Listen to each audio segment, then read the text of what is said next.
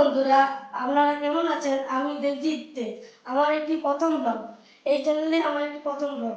আমার এই ব্লগটি বানানোর জন্য কিছুই ছিল না, শুধু একটি পেন ও একটি খাতা ও একটি ফোন দিয়ে আমি ব্লগটি বানাতে পেরেছি। তো আমার এই চ্যানেলে যদি 1 লাখ ভিউজ আসে তবে আমি আরো মজাদার নতুন নতুন ভিডিও নিয়ে আসতে পারবো।